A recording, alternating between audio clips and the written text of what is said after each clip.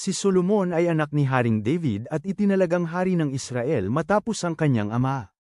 Sa simula pa lang ng kanyang paghahari, alam niyang napakalaki ng kanyang responsibilidad. Isang gabi, nagpakita sa kanya ang Diyos sa panaginip. Hilingin mo ang anumang nais mo, at ibibigay ko sa iyo, sabi ng Diyos. Hindi kayamanan o kapangyarihan ang hiniling ni Solomon, kundi karunungan upang mag-abaya ng tama ang kanyang bayan. Napahanga ang Diyos sa kanyang hiling. Dahil hindi mo hiniling ang mahabang buhay o kayamanan, bibigyan kita ng karunungan na walang katulad. At dahil naging tama ang iyong puso, bibigyan din kita ng kayamanan at kasikatan. Di nagtagal, dumating ang pagsubok na magpapakita ng kanyang katalinuhan. Isang araw, dalawang babae ang nagpunta sa palasyo, dala ang isang sanggol. Pareho nilang sinasabing sila ang tunay na ina ng bata.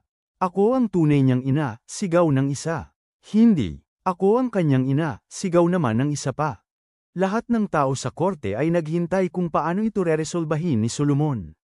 Walang testigo, walang ebidensya. Maya-maya, nagsalita ang hari.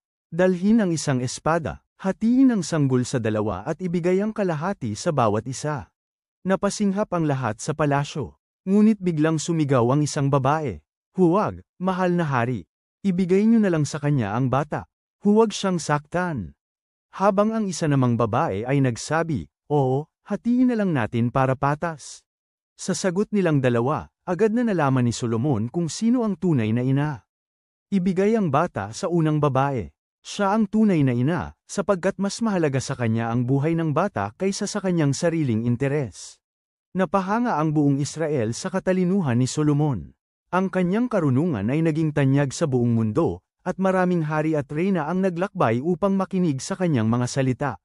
Sa ilalim ng kanyang pamumuno, naging pinakamayaman at pinakamakapangyarihan ang Israel. Pinatayo niya ang dakilang templo ng Diyos sa Jerusalem, na naging sentro ng pagsamba. Ngunit kahit gaano siya katalino, dumating ang panahon na nagpadala siya sa tukso. Nagkaroon siya ng maraming asawa at naging mahina sa kanilang mga paniniwala. Dahil dito, unti-unting hamina ang Israel, at sa kanyang pagtanda, nawala ang kanyang dating sigla bilang isang matalinong hari.